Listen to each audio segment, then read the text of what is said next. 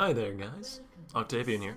This is 100 Casts, episode 51, I believe. Yeah, we just had the big 5-0 last episode, and it's episode 50 halfway through, so this is 51, and we're starting on the second half, and we already have a level 1 fight going on. Luck's going to be landing the binding onto Quell. He's following up, though, with the flash and the Q in hammer stance, but doesn't get anything more after that, just trades flashes with Darenick, and that is going to be a flash down on both mid laners, since it is...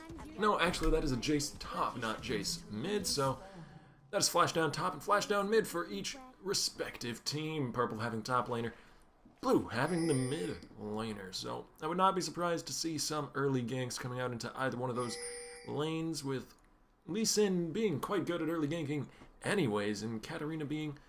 She does have Shunpo, so if she takes that early, she takes it, say, level 2, I doubt she's going to take it level 1, usually you take Bouncing Blades, but if she did take it level 1 or 2, then she could Shunpo away from the gank and be alright.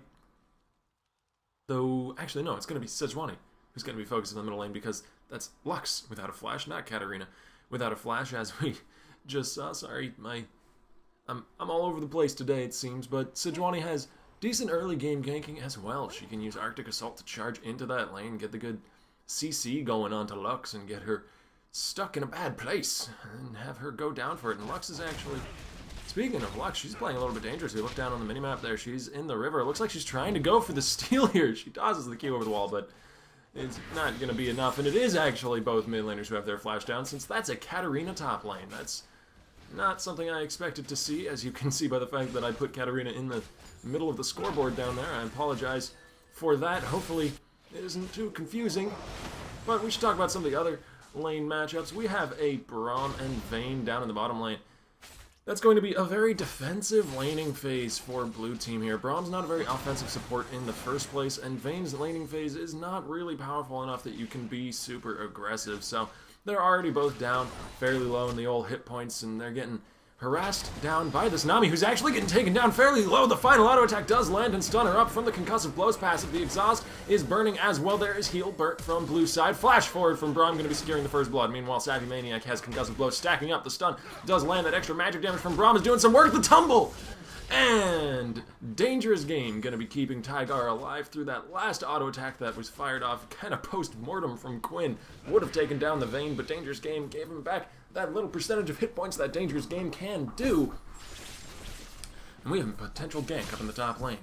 AFK Lemon is staying pretty decently far away from the minions, though, because he is up against a Swain, so has to just farm with those daggers. Has been doing a decent job of it, though, to be fair. That is a CS lead, actually, for this Katarina. And there's the Never Move landing slow, going to be followed up. Shunpo, though, gets Katarina out of trouble. And we swap back over to the mid lane, where we see Jace firing off some shock blasts, and Tygar is going back in onto Sappy Poems. The tumble resets the auto attack, and there is concussive blows stacking up. Finally, Vayne falls over. Meanwhile, up in top lane, we have both junglers duking it out. Then Lee Sin comes out ahead. Not really surprising there. Lee Sin is very good at the early duels. Sejuani not so much. There's the shock blast. Empowered, going to be bringing down Lux, while AFK Lemon is forced to flash away in the top lane. Sees me flashing in for the Cripple Tempest, but it doesn't quite land because of Katarina's quick reflexes. The Q lands, though, and he's going to be following that up. He's got the double buffs to slow up this Sejuani. Sejuani, though, does have Arctic Assault to dash away over the wall, and this has been one hell of a game so far. AFK Lemon and King Kavar both trapped a little bit under their tower. Sees me is trying to land the Q, lands it onto a minion. Not quite the target he was looking for. And AFK Lemon probably should just head on back to base, but there's Sejuani going right in onto Rage-tastic. Falls over for her efforts. Quell has run from the middle lane, though, and he's coming in, going to be slamming the hammer down onto Swain, and AFK Lemon survives by the skin of his teeth as Braum leaps in, standing right ahead of Tygar, keeping him in a safe position. You know, something that I neglected to mention about the Braum Vayne lane that came into play the last engagement we saw between them and the opposing side is the fact that Tumble is indeed an auto attack reset, so it works quite well with concussive blows, since you can auto attack, Tumble, auto attack, and get 2 stacks of concussive blows out very quickly, and Braum himself can get 2 stacks out fairly quickly, since Winter's Bite does apply the passive. as do Brahm's auto attacks, obviously, and he's leaping in onto the minion just as it falls over. Sappy Maniac now getting stunned up by that tumble reset, which I was just talking about. The blind has landed, so preventing some damage, allowing him to vault away, but that was a very, very dangerous situation, and Sappy Manic is now in a bit of trouble. There's the condemn against the wall. Third proc Silver Bolt's going to be bringing down the Quinn. Sejuani's roaming to bot lane, though, so maybe we can see a bit of a turnaround here. Vayne is very low on health, getting burnt down by this Nami. The minions are doing enough damage. However, Lee Sin is here with the safeguard, keeping the Vayne alive, nearly falling over, but not quite, as he's going to tumble forward for the last auto attack. The Silver Bolt's proc, plus the extra damage from tumble, going to be bringing down Sejuani, and that, good lord, I thought the Vayne was dead to rights at least 2 or 3 times during that. Never move, not quite landing. And can I please have a moment where I don't have to talk? No, I cannot. Quell flashing forward, flash traded by the Lux. Gonna just flash away as AFK Lemon now gonna be leaping in. Does not quite have level 6 though, so I'm a little bit surprised at that engagement, honestly. Yeah, doesn't quite get the trade perhaps that he was looking for, as Tygar and Red Sheera head on back to base down to the bottom lane. And now that I have a moment where we don't have inordinate amounts of action happening all over the everywhere, I can actually go into some of the comps and potential ways that this game's going to play out, especially considering that blue team has gotten that early lead for themselves down in bottom lane. Now, it's not a CS lead, to be fair. Quinn actually does have a 10 creep lead over this Vayne, but that's not too big of a deal, seeing as Vayne doesn't really need the CS lead to come out ahead in the lane anyways, and she has 3 kills and 2 assists. That's more than enough gold to make up for that small difference of 10 CS.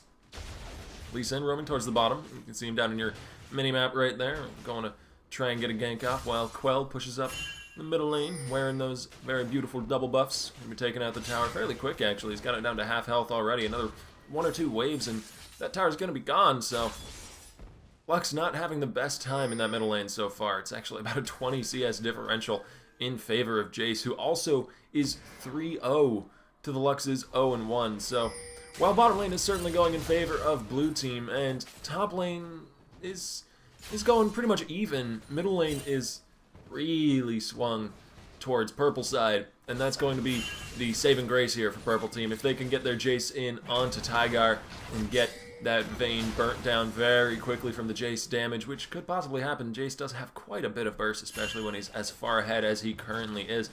Then Vayne could potentially get bursted down very, very quickly. Though aside from that, I don't see very many ways. Well, actually, no. Katarina can deal with Vayne fairly efficiently as well, so long as Death Lotus is not prematurely interrupted. And there is the Q landing from Lee Sin. Sees Me is going in onto Quell, trying to get behind him for the kick back. But here is King Carr finally showing up. Quell getting kicked back towards Dardik, but that might not have been the best decision. The final auto attack gives Quell the rampage, as now he's going in onto Sees Me under the tower of the Q. Turn around, but the Ignite is burning, and that is a double kill for Jace. He is 5-0, and that was one of the most ill-advised Dragon's Rages I have ever seen come out of a Lee Sin. Tosses him right back towards his very squishy and fairly low health friendly Lux mid laner, just giving that kill right over to the Jace. We all make mistakes sometimes though, so he's made up for it a few times in some good ganks beforehand. We're going to give him the benefit of the doubt and say that he just didn't realize exactly how powerful this Jace had become.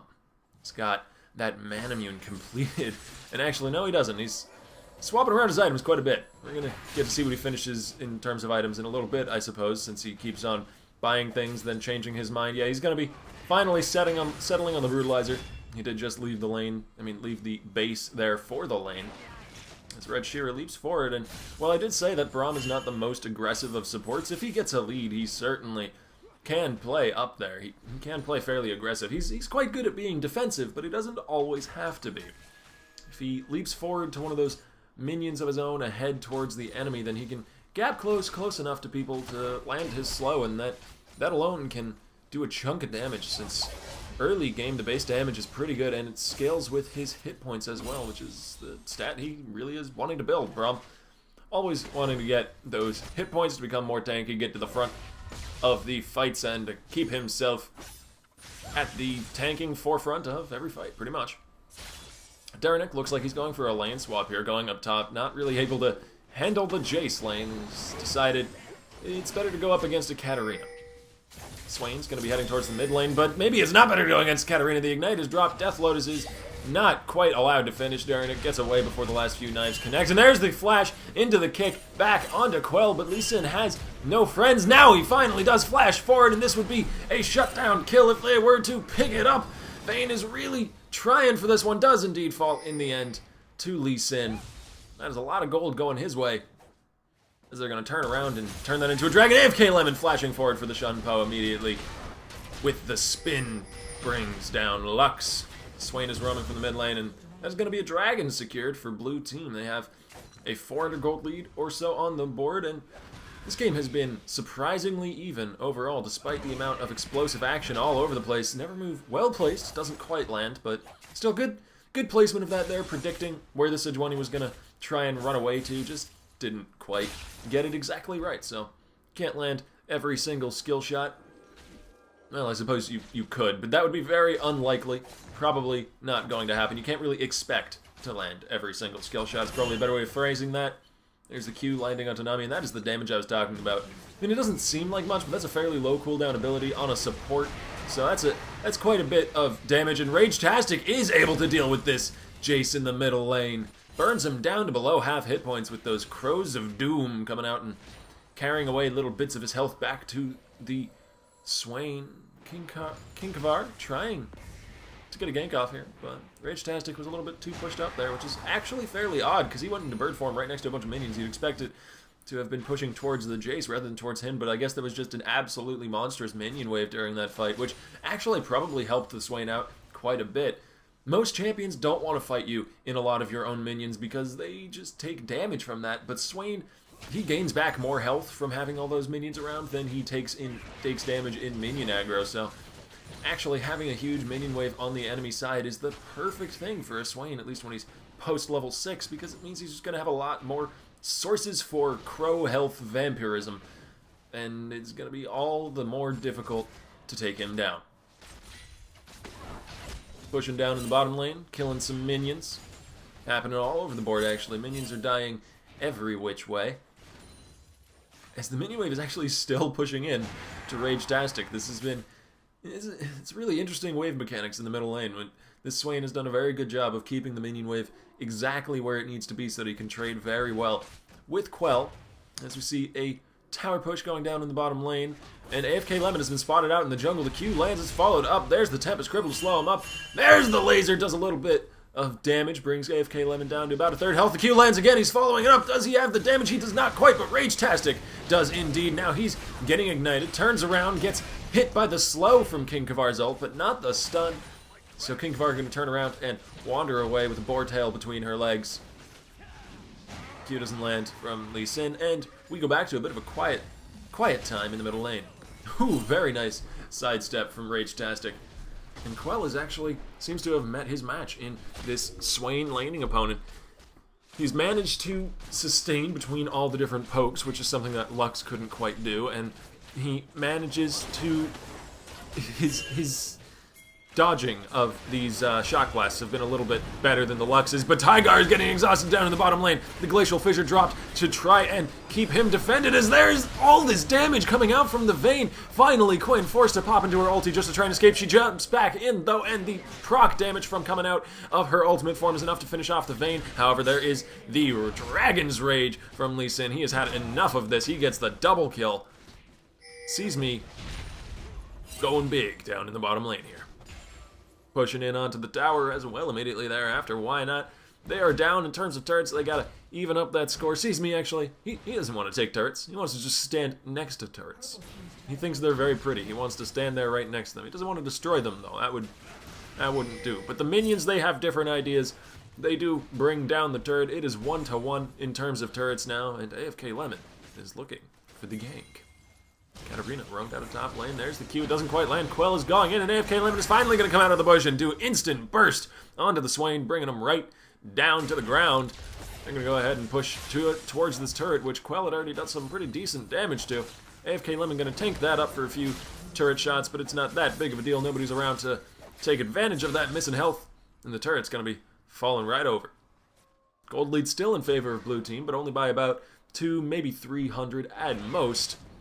Purple team have the lead in turrets. Purple team do not have the lead in kills, but I don't even think I can't really justify saying that they have the lead in general because, well, one, they're down by about 300 gold, but that's not that big of a deal.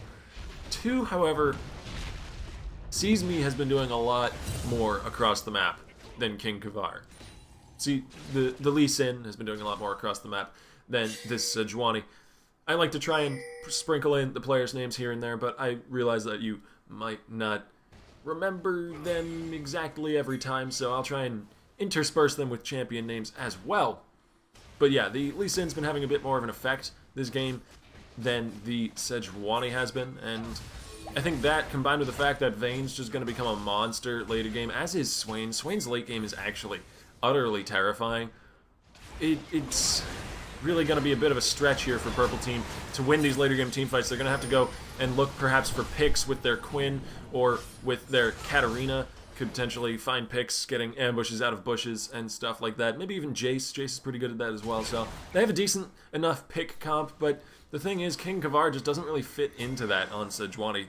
Sejuani's not really a pick comp champion. She can, certainly. Her ult has quite a long range and can be used to catch somebody off position, but she's much more of a teamfight-centered champion, as is Katarina and Nami to some extent, but their two carries, well, their mid lane and their bottom lane carry, since they do also have a top lane carry in the form of Katarina. Oh, there's, speaking of Katarina, she's going into the Death Lotus. She pops into Zonia's immediately thereafter to avoid the damage that would have killed her, and Tygar is just about staying alive. AFK Lemon gonna be falling over in the end, but there's the Ignite, dropping Vayne for the double kill, and that is a 2-for-1 trade overall in favor of Purple Team. So, I don't know, I guess maybe they can teamfight. Maybe I was incorrect, but Seize Me, why are you going into that bush? You knew they were there. He nearly falls over, but he manages to safeguard away at the very last second. His red shear is going to keep him alive as well. Nah, not in the end there. Quinn comes in and ruins this Brahm's day, but that Lee Sin lived. Good lord, I did not expect that. He was dead to rights, and the laser not doing very much damage. Darenick is not exactly having a great game here. Flashes away from the Jace Q, and there is Swain's damage coming out in full force, bringing down the Jace. And Swain, despite that being his first kill, has been something of a force on this game. He's just been a wall that's been very, very difficult for Blue Team to break through. AFK Lemon did a decent enough job of it, just kind of ignoring him and going straight for some of his carries, but I don't know. It's, as much as I've been touting the team comp for Blue Team here, there's really no way of calling this game quite yet. It's so very even. It's only 400 gold now in favor of Purple. It seems to just keep swapping 300 or 400 in each direction. Never move, just catching King Kavar at the very edge there as the Q lands from Lee Sin. Is going to be following that up. Tempest Cripple to slow up King Kavar, but he takes a bunch of burst damage on his way back out from the Quinn. Not really worth the trade there. Dragon has respawned fairly recently, and we might be able to see a team fight occur around that objective. Purple Team trickling down in that direction as Tygar's up in the top lane, so if Blue Team does fight this, they'll be a man down, but if they don't fight it, they at least do get that turret in exchange for it. And yeah, the Dragon's going down fairly quickly. They've managed to clear out the wards from it, though Lux did just get Vision, Blues, and Singularity. There's the ult coming across, but Smite secured it. That is a Dragon for a tower traded on the board there, meaning that gold is still essentially even. Difference of maybe 800 at most. 5 to 800. This Tygar isn't done up there. He's going to keep on pushing. The Vayne split push seems to be working for them. Q lands onto Jace from Braum. Deals a decent chunk of damage, but nothing too significant. Jace turns around and does some poke of his own, and it's a bit more significant. As up in the top lane, Sappy Manic is going right in onto Tygar. The flash away from Vayne, probably not going to be able to keep him alive, actually. Quinn's very difficult to escape from, especially with a Katarina in tow. Sappy Manic goes into Valor, going to be charging forward as soon as he can. Speed buff flash into the charge forward into the ult damage. Quinn has slain Vayne. And Red Shearer has found Sappy Poems out in the middle of the lane there. Doesn't have any backup though. He's a Braum all by his lonesome, so he's not able to bring down the Nami.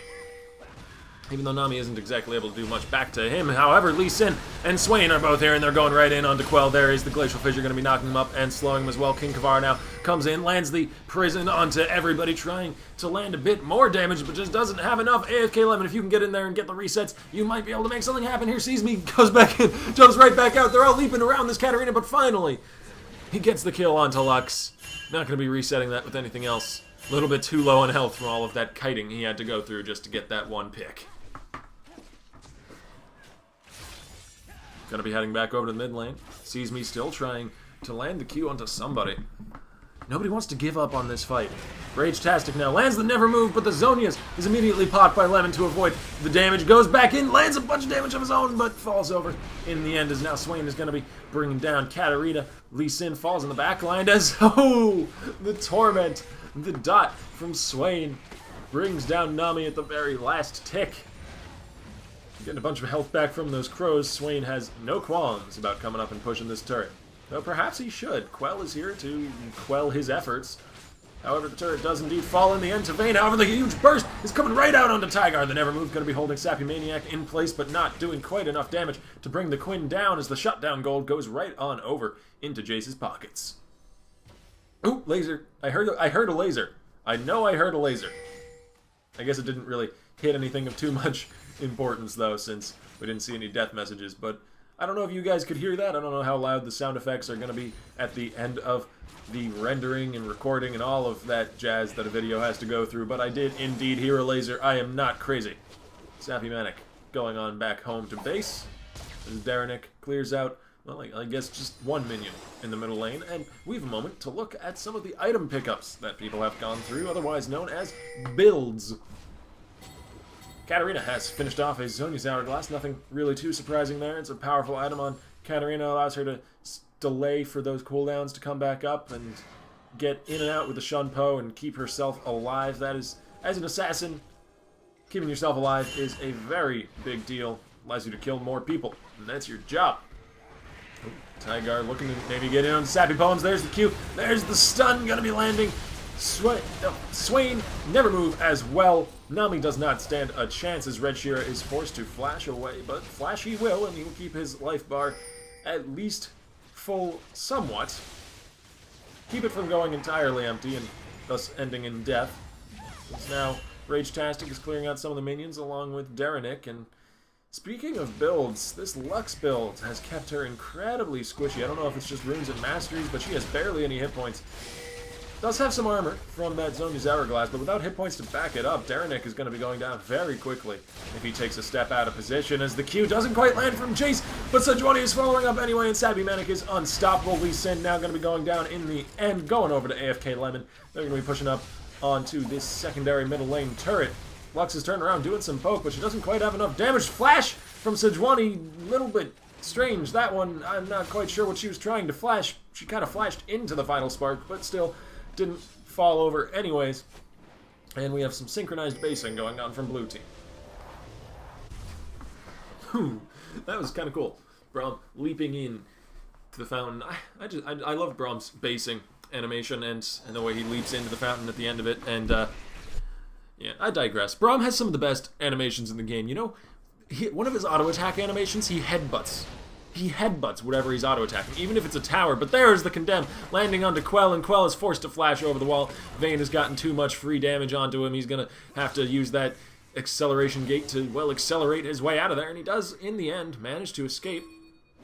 So I suppose that's actually a positive trade for Quell, seeing as Vayne used her ulti there. And, well, Jace, of course, doesn't have a ulti to burn, not in the real common sense of a large cooldown powerful ability, so he's still sticking around though, and he's got fairly low hit points. He could get instantly bursted by probably some Lux combo or maybe a few auto attacks from Vayne, so it's a very dangerous situation Quell has put himself into, and yeah, it looks like he's going to be heading on back to base while we see Vayne split pushing in the top lane. He's still not headed back to base here. Sees me looking to try and land the Q on him, but Jace is kind of quick. Ooh, King Kavar, Arctic Assaults, used to dodge out the binding. Turning around, going back through his own jungle as sees me. Ooh, very nicely shot Q there. Though actually there is a ward, so he did see him. I thought perhaps it was blind, but I suppose every skill shot from Lee Sin is blind. Humor! It's jokes! I'm sorry about that. That wasn't actually jokes. That was just unfunny. Low Rage-tastic. Looking to catch somebody out of the never move in the middle lane as the binding is thrown out by Lux. They have a lot of catch potential here on blue team, at least in their two solo laners. They do. They've got the never move and the binding. They've got two ways of snaring people at long range. And if they can land one of them, they could certainly follow up pretty effectively. Just a matter of landing that CC onto the right person. King Kavar going to be clearing out some wards near the Dragon Pit. Baron might be a objective contested fairly soon. Lee Sin going to toss his Q over the wall to get some vision on the dragon, make sure that he can see it. As there's the ult pop from Tiger, going to be tumbling forward in final hour, getting that extra movement speed to catch up to AFK Lemon, but AFK Lemon going to turn around, do some damage of his own with a Q and a few tower shots. And there's Quinn popping right into Valor, going in with the speed buff, landing, and doing a huge ton of damage. That is the pick potential I was talking about from Sappy Manic here, as Jace finishes off the Braum. No big thing at all.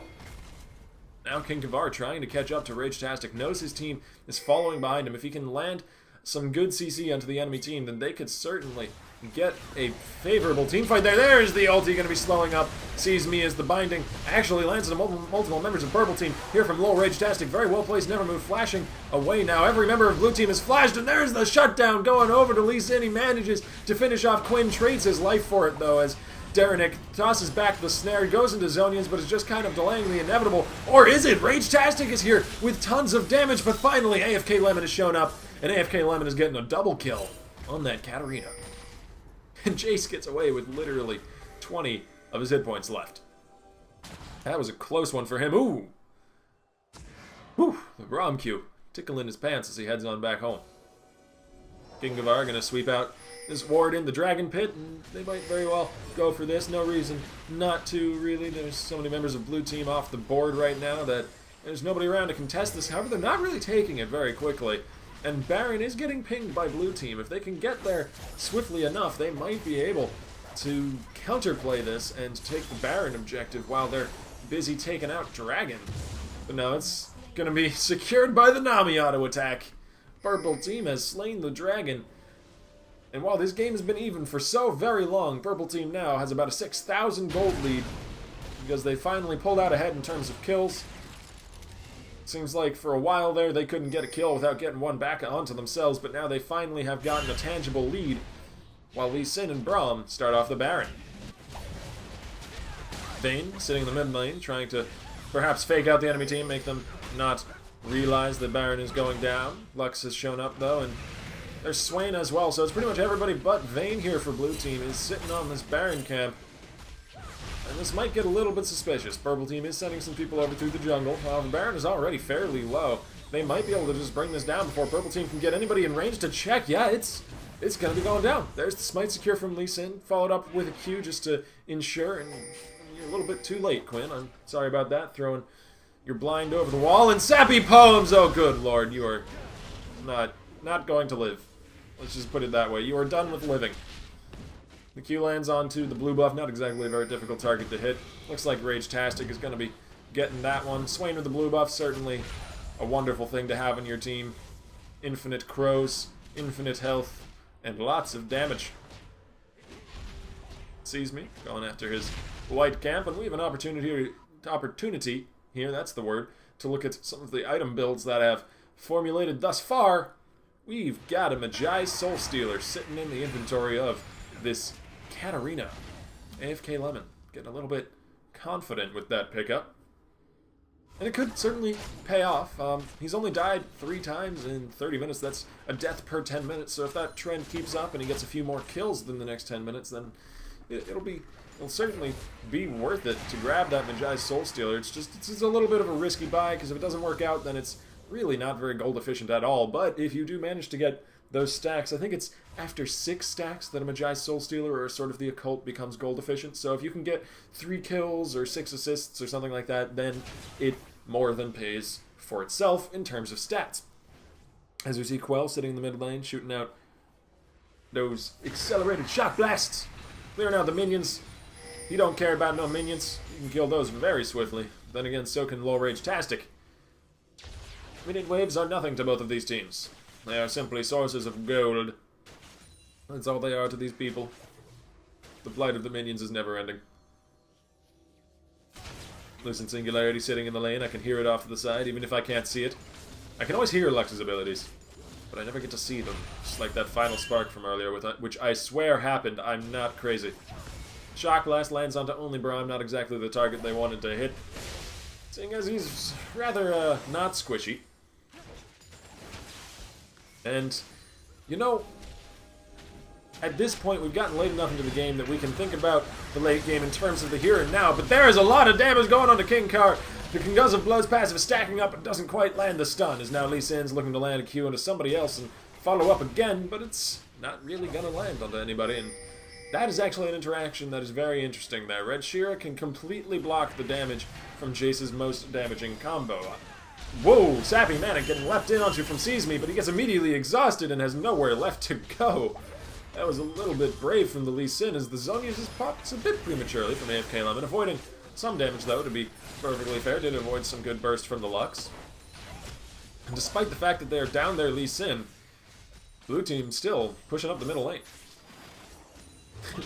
they don't need 5 members, though perhaps they do. King Kavar is in a very aggressive position. If he can dash forward and land a good ultimate onto multiple members of blue team, ooh, especially after that Shock Blast just landed. Quell looking to follow up as well. They're rushing forward. Purple team just need an opening to land a Sejuani ult or land some form of CC, but King Kavar gets immediately stunned as soon as he dashes forward, and there's the turnaround final spark. Doesn't actually quite land on the Lemon. He manages to Shunpo out of it. But that'll be back up fairly soon, seeing as Lux actually has not built any cooldown reduction, but it is a fairly short cooldown in the first place, so it won't be too terribly long.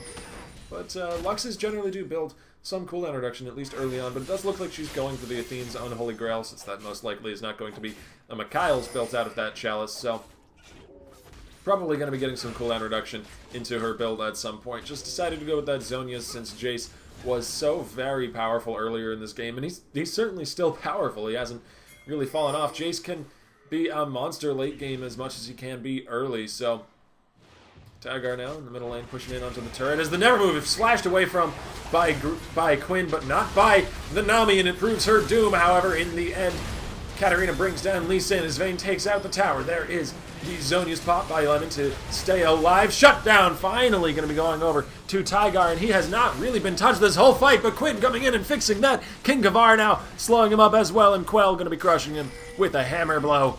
Double kill going over to Jace, as that is the ace for purple team.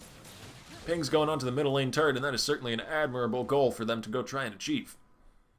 And that team fight, I would say that the onus for the loss of that team fight was pretty much on the Lee Sin there. Not like, well, you can't really blame a lost team fight on any one member. It is a sum of all of its many moving parts. However, Lee Sin went a little bit too ham there. He leapt in for the Nami kill, didn't really need to get the Nami kill. She had already been burnt down incredibly low. She had burned her flash as well. She had basically used up everything of worth. She had used Tidal Wave just to try and peel for herself, not really as an aggressive move, just entirely defensively. And then Lee Sin followed up his Q and traded himself for Nami, which really isn't worth it, especially after the Nami has already used up everything and isn't really going to be too useful in a potential team fight. So that's going to be the Dragon going over to purple team, as well as that ace that is extending their gold lead even further. They're 8,000 up now, although gold leads are becoming a little bit less important as we head towards the super late game. People are getting towards their final items here, but not quite yet. AFK Lemon caught out their flash from Sees Me. Not going to catch up to him, though, in time. Q does land, but that's about it. And Sees Me is acting very aggressive the last few fights here. Red Sheera leaps in to try and save him, but I think he's just going to be sacrificing himself. Sees Me now turns around and goes in anyways. Falls over to the Quinn, and purple team has a 2-man advantage on the board right now. They're going to be pushing up the middle lane. Lux not going to be able to stop him. In fact, has to flash away from the bubble. It's Sappy Poems trying to get in range for another bubble, perhaps, but the inhibitor is sitting open right here. And they don't have their... They don't have 2 members of their team. They don't have any ability to defend this. yeah, it's going to be going down fairly quickly as well. Jace is here. He's got those extra auto attack resets. He can take that down pretty quick. King Kavar going to Arctic Assault over the wall, and they'll go ahead and go after the secondary turret here. They're actually going to go after Tygar under the tower, forcing the final hour out. And they don't follow it up. They do follow it up. AFK Lemon gets the double kill, gets the resets, goes in onto the Swain. Eventually goes into Zhonya's hourglass to keep himself alive a little bit, but gets the reset again. Finally gets shut down by the Braum, who then dies immediately thereafter to a shock blast from Quell. And this turret is going to be the focus next. That thing goes down very quickly, and that Katarina just made the plays right there. That was a lot more damage than I expected to come out before she went down. And sees me, well, actually, I was about to say he's the focus of their ire, but it turns out that is a surrender. Purple team pull out the victory. Thank you guys for watching. GG.